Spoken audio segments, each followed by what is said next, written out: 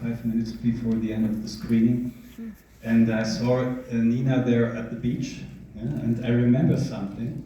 This was 30 years ago, and it was like when the little girl is on this raft, is vanishing.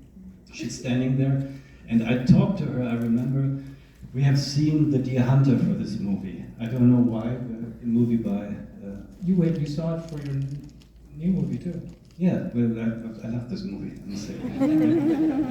It's therefore she's playing this Chopin nocturne here. It's also in the Deer Hunter, and there's a scene in the Deer Hunter where Christopher Walken is in a GI hospital in Saigon, and he's so traumatized by the war and about this self-killing scene there, that he can't speak, and he put his hand in front of his mouth and starts crying, a dry cry. I said to Nina, when this girl is vanishing, you're standing at the beach, we can do it a little bit like Christopher Walken, The Deer Hunter, what we have seen together. And when I see it, she do it just for 1 second, and then she said, no, I don't want to do it like that. So in this moment, she's really Barbara. Yeah, she's against the director, against me, the Chardonnay boy, yeah, and his ideas, and I like to see it. She makes it just for 1 second, and then it's gone. And this I like, yeah, to see that.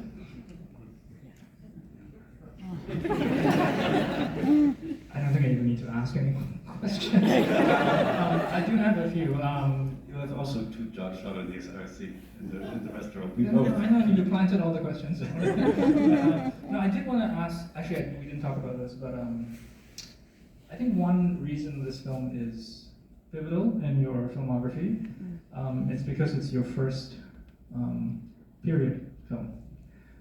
Before, all your films had been set in contemporary Germany, and not only is it your first period film, but you made this, and then you made Phoenix, and then you made Transit. So there's a shift in terms of thinking about the present in relation to the past, depicting the past. So I'm just wondering how you approach this as your first film that was set in a different time. I think the first thing was a reaction to German films, German period films in this time. We have an Oscar-nominated film about German Democratic Republic. Lives of Others. Yeah, Lives of Others. And I don't like this movie.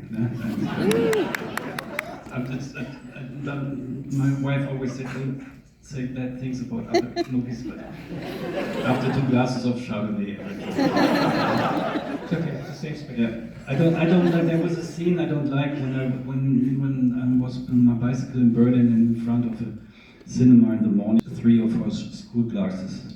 One have to see this movie, this Stasi movie, and I think it's not good. This movie it doesn't. From the first moment, who's the good guy, who's the bad guy, and it's an educational movie. And I think my parents are refugees from the German Democratic Republic. They left the communistic world because my father likes American cars. My mother likes Elvis Presley. And this, I think these are really good reasons to leave communistic. But when they came to the capitalistic West, they are not happy. And my father lost his job at the beginning of the 70s. He was more than 3.5 years unemployed, and he was very religious before, and from this moment on, after half a year of unemployment, we don't have to pray anymore at home. Yeah? And my father said after 1 year of unemployment, and he was getting really depressed. Yeah? He said, we go back to the German Democratic Republic. There's always work, and we find structure. This was the thing he's looking for. And in this time, we visited often the German Democratic Republic, always in the summer. It was so, my friends from the school in Wuppertal and Düsseldorf, they, with their parents, they went to Spain and to France and Greece, and they came back with fantastic skin, brown, tanned, yeah. And they have fresh oranges with them, and our family has to go into the German Democratic Republic, and we came back, our skin was like cheese, yeah. It was so, yeah. But for me, my memory of German Democratic Republic was not like in the movies, the spy who came out of the code. It was there was love, there was desire, there was sun, and there were colors, and but the thing which depressed was not the color, it was something else. Yeah, the mistrust that nobody is talking with you often. Yeah, and everybody has a code when we are sitting together with the family there, and this is a really barbecue part of Germany. They're making barbecues there nowadays. I must say they love the USA so much in the East part. Everybody after '89, after the fall of the wall, they are buying American cars. Yes? So there are so many in the east part of Germany. There are so many small villages with American names. You have Philadelphia, you have Boston there. So there's an American desire, but their skin is like cheese. I have the feeling when I saw these movies about the Stasi that this is not the story I want to tell. Yeah? And we need some more complex things. And then I read a novel by Hermann Broch from 1922, yeah? With the name Barbara. It's about a young communist doctor who is in the underground, and on the title of the book there was a painting. It looks a little bit like Nina Hoss, and we have made 3 or 4 movies together before Barbara, 2 or 3. And I showed it to her and said, I want to make a movie about the German Democratic Republic with you as the Dr. Barbara, who is there like in an exile. And for me, Nina Hoss is an actress who's always acting like if she is in exile. She's not, yes, so, and I like it. Yeah, so I like this. There are some you have actors who are part of a society or mothers, and yeah, so, but she can all characters she played as a mother. You don't believe she's an exile queen, an exile queen, in the communist exile queen. I think the trouble is. You know what? I think that described Yellow as well, that we're showing after this. But the other thing about these 3 films, these 3 period films that you made, I think there was a kind of, I don't know if you came up with it, this idea of a trilogy, where it was called Love in Oppressive Times, the Systems. Yeah, so they're not just period films, but they're set in very specific periods of history, and they're all love stories. They're all stories about desire in some way. So, can you say a little bit about love and oppression? I can say that. I think love in the most movies, love is against oppression. It's stronger than oppression. Yeah? But oppression defines love and changes love. Yeah? And this is something I want to think about with the actors, with the movie, with Harun Farocki. We think about what is happening to love, to seduction, to desire, yeah? To sexuality, to erotic, when there is no oppression. Yeah? Love is not innocent. Love is a language. Love is a construction. Yeah? And what is happening? And in this movie, I like it from the start that I have the feeling that the mistrust. Yeah? And you know, and what's the word in English? Shot, counter shot. Is it right? Yeah. I'm not a big fan of shot, counter shot movies. Yes, most Netflix movies are shot, counter shot movies. I love about the imitators. And but in this movie, it's very interesting to see that there's someone who mistrusts the other, and they're watching each other, and they hear what could be there, what they mean.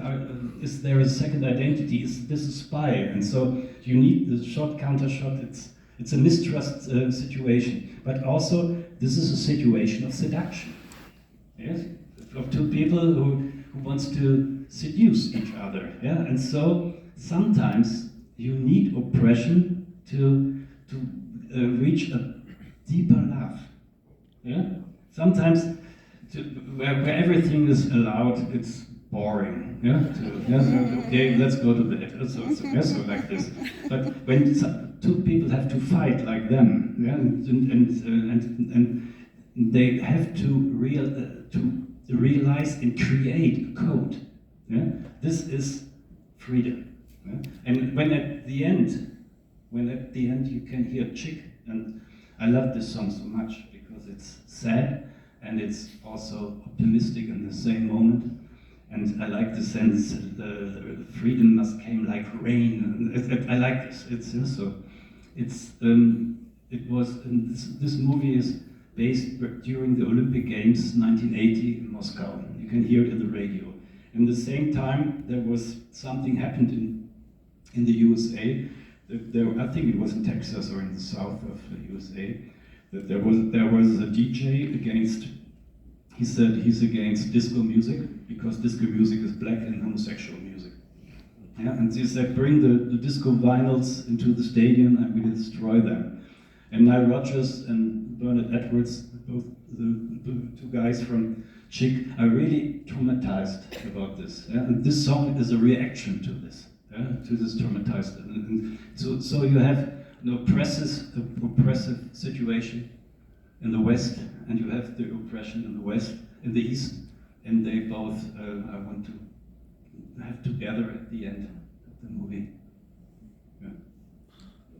What you were just saying about mistrust and suspicion and this mood of paranoia in the film, and I remember talking to you about this film the year it came out, and you talked a lot about just point of view, the question of who's looking and who's being looked at, and this is a film about watching and being watched, and I'm wondering if you can say a little bit about how you kind of translate these ideas into the form of the film, the camera.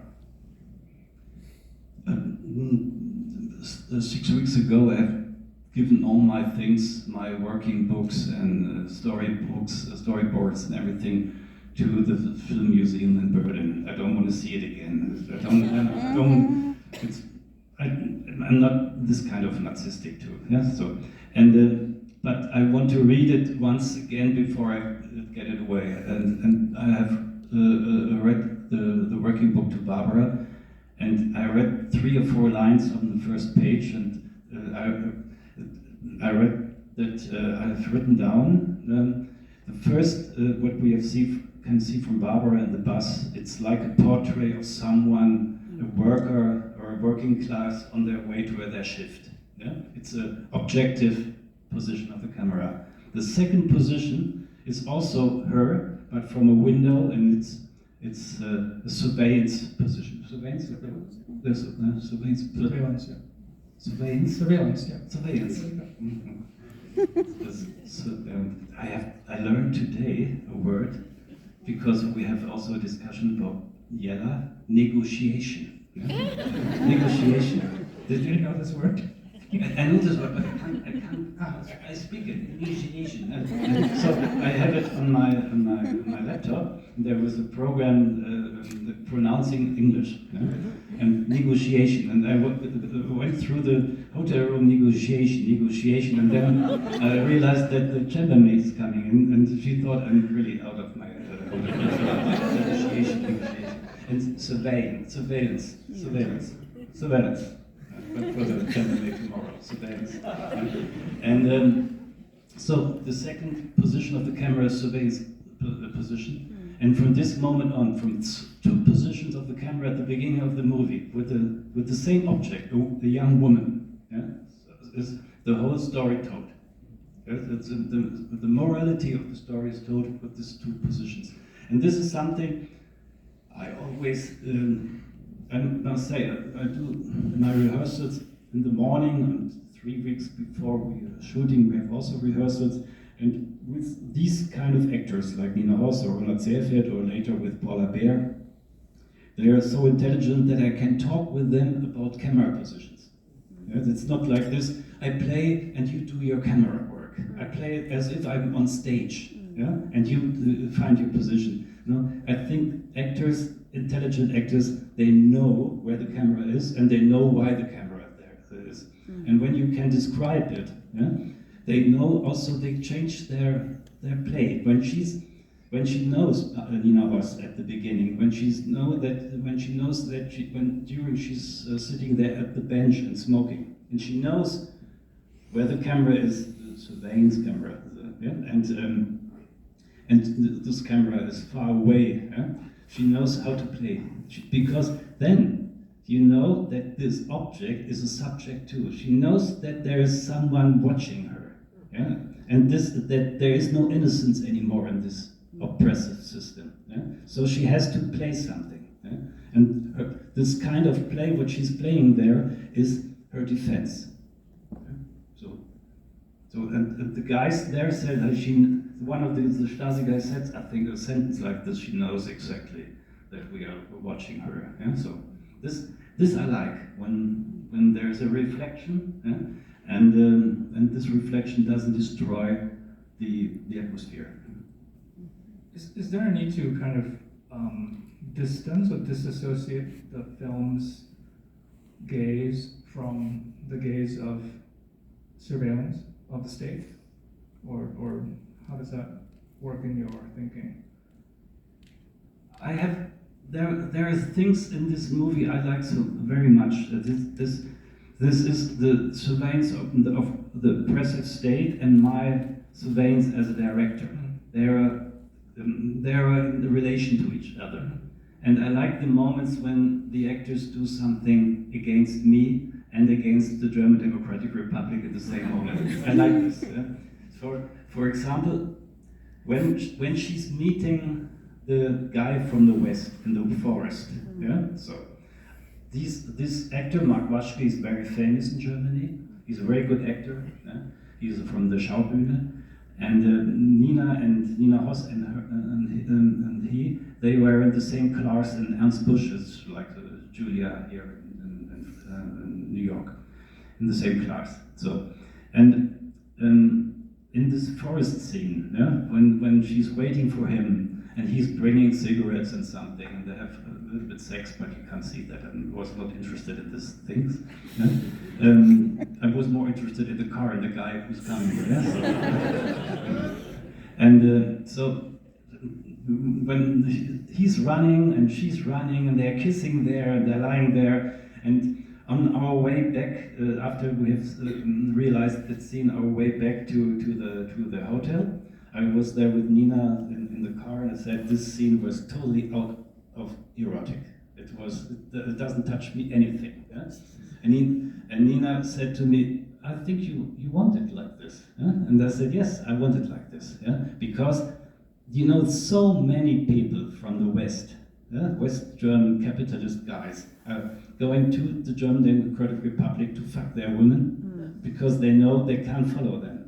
Yeah? So they have girlfriends there. They bring their cigarettes and nylons, stockings and so on, and then they have a night in a hotel and they can't follow. Even if they are pregnant, they can't do anything. Yeah?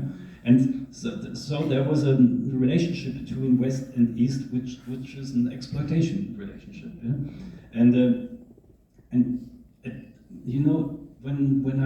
When I have my first Q&A with this movie 2012 after the Berlinale, there were I think half female and half male people in the audience, and all the females, the most important sentence in the movie for them was the movie when he said to her, you can sleep, when you are in the West, you can sleep the whole day, you don't have to work anymore, I have enough money for the two of us. This was a horror sentence. Because she knows in this moment, she knows that the West is a person too, another kind of person. And nobody from the male audience doesn't understand the sentence. Fantastic sense. And all women know this. Yeah?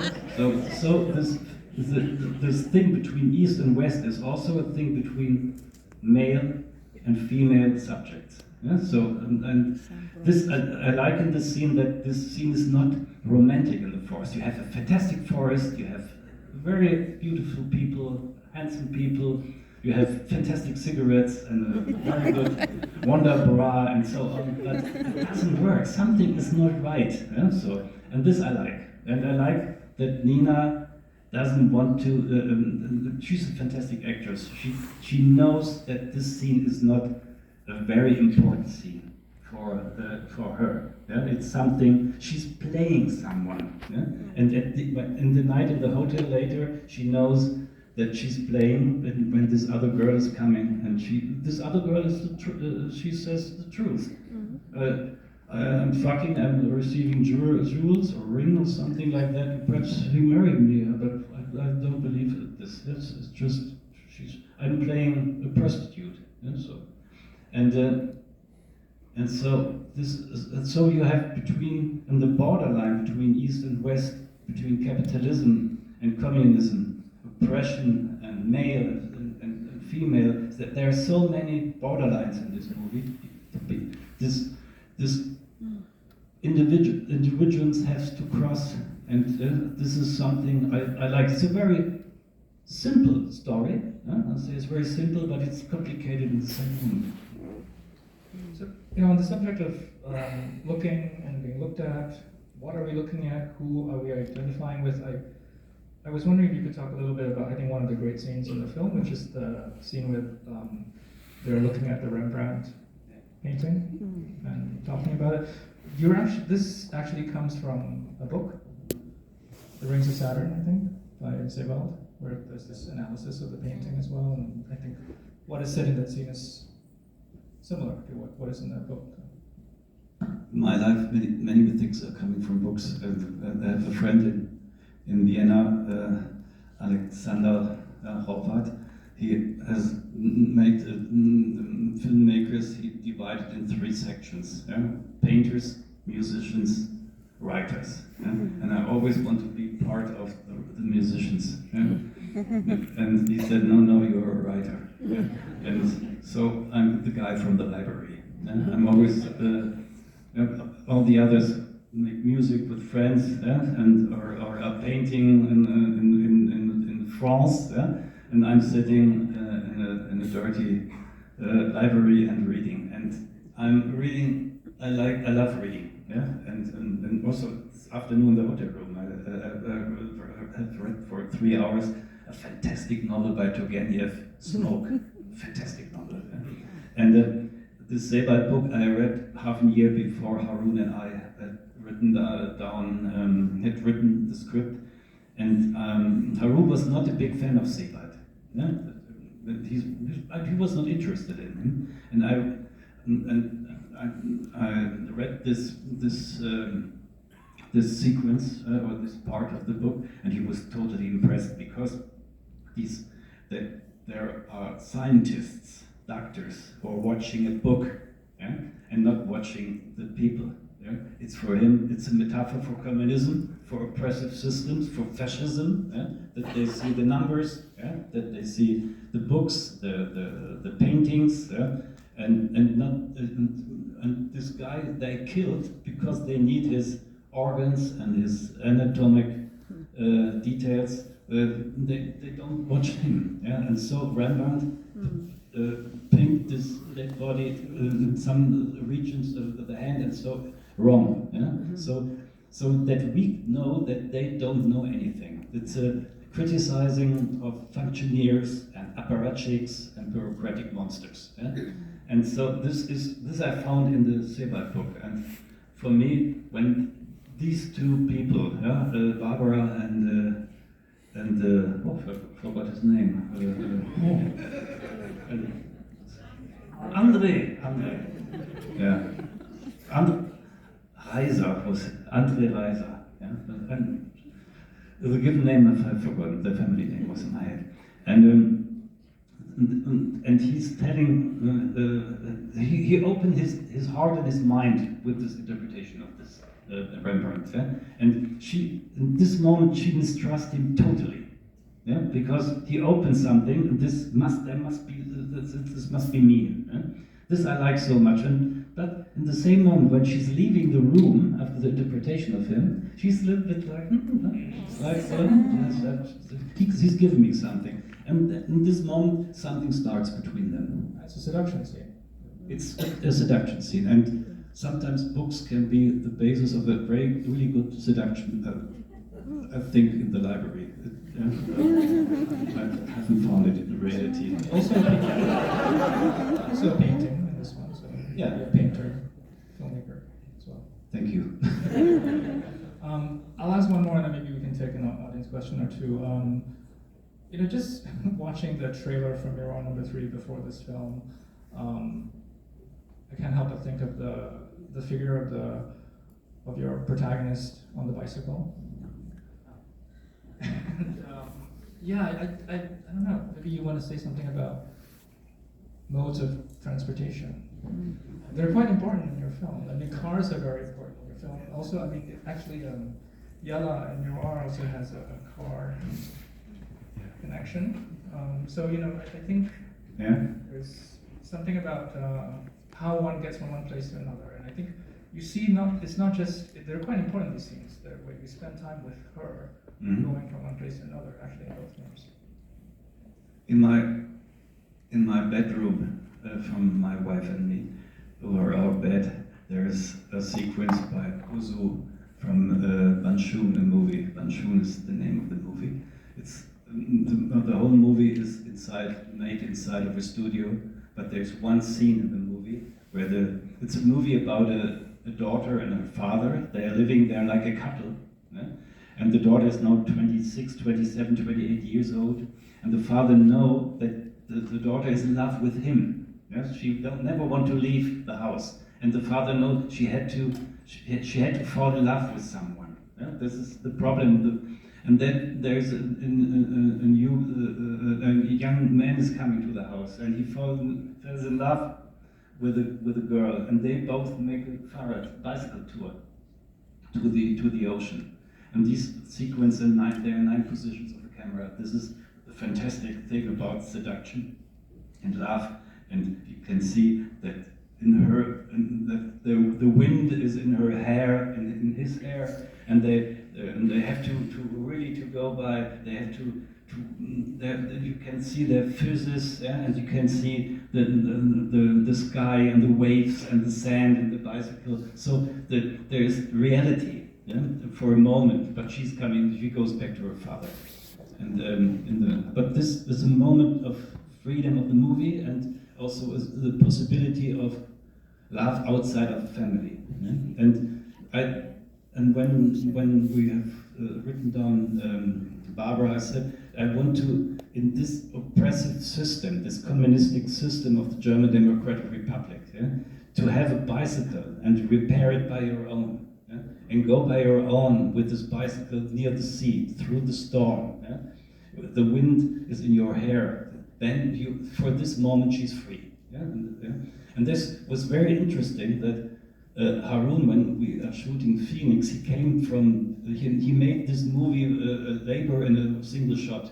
Yeah? And he came from Vietnam to Berlin, and to the set we have shoot Phoenix, and he has a present for Nina with him. Yeah? It was the poster of Barbara from Vietnam, and because I make it like this, that you always see Barbara from the right side to the left against the direction of reading. Yeah, so because she is in opposition to the system, and then they turn it around because they're reading from the other side. So Barbara, and she saw this poster and said, it's the wrong direction. I come from the right side, not from the left side. Yeah? So for me, it's a kind of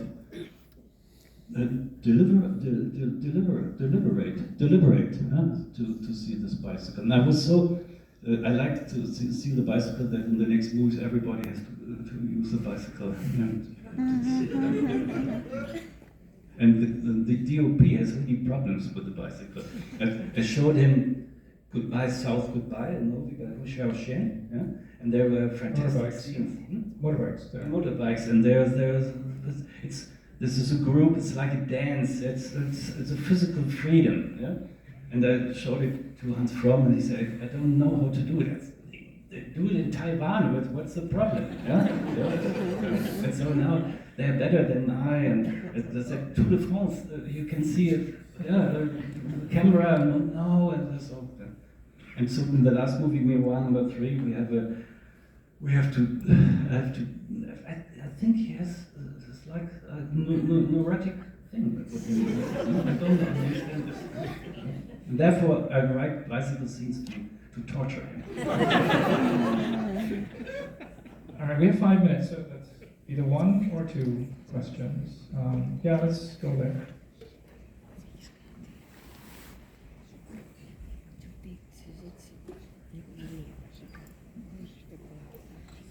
Hi, thank you so much for sharing about your theme. And I really like the moral complications of like that you just described, and also especially the runway scene. And I want to ask more about kind of the uncertainty within what happens. Like for example, so the Andre guy. So like it seems on the surface that Barbara chose to be with him because it kind of is her way of escaping oppression. Is like freedom for her, but at the same time, Andre was kind of stalking her in the terms of there were moments that he knows that her socket is not working in her room, or like she has a cigarette from Western Germany, and like so like there's this uncertainty of whether she's truly escaping from surveillance by choosing to stay with him. And also, like, talking about transportation, like, at the end with the Ralph as well, like, is she saving the girl, or is she putting her into more risk by putting her in that Ralph? And talking about painting, it reminds me of, like, the Ralph of Medusa, and how, like, there's, like, decisions that she made that she's looking for freedom, but at the same time, she's kind of, like, submerging within this oppressive system that she's in, and I'm wondering if you could talk more about that. Okay, I start. You know, sometimes it's so that you don't know that you are falling in love with someone, and the other doesn't know it too, and you need a third person. Yeah, in this scene, when what you say about stalking, yes, to feel in love is sometimes a little bit like stalking. It's on the borderline. Yes? You don't want to stalk, but you want to see her or him, and so. And in this scene, when they are arguing about the guy who make the repairing of the piano, yeah? There was this third doctor. Yeah? And she looks at him, and she looks at her, and she knows there's something happening between them. They both didn't know that. Yeah? But because she knows it, we know it too. Yeah? So sometimes you need a third guy. Yeah? Sometimes it was a tragedy for me that my mother knows when I was 15 that I fall in love with Margaret from my class, but I didn't know that. But after my mother told me, I fall in love. Yeah, so, so sometimes you need someone on the outside. We can take one more. Yeah, at the very back.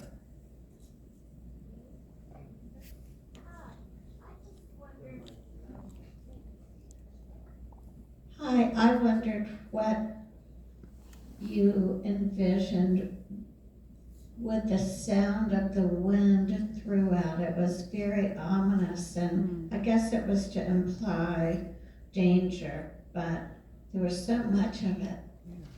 That was my question. I'd like to. Yeah. It's so that I have a friend who is a composer for music. He's a very good one, and he makes so many music for my movies. But in this movie, there is no music.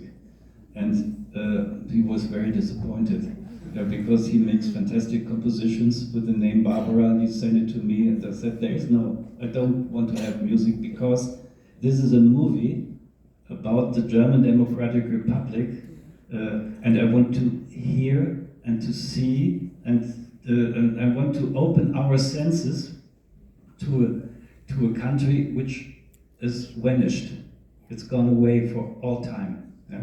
So there is no score, and therefore, because there is no music, you can hear the wind, you can hear the noises in the hospital, you can hear everything, because this German Democratic Republic was an oppressive state, and I hate it deep in my mind. But some things are really enchanted there. Yeah? And it's the nature and it's the sensibility of the people there, and so therefore we hear and see more when we don't use the music.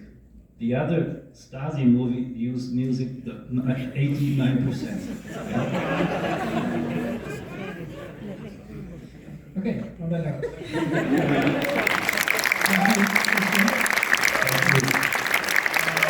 Stick around for yellow.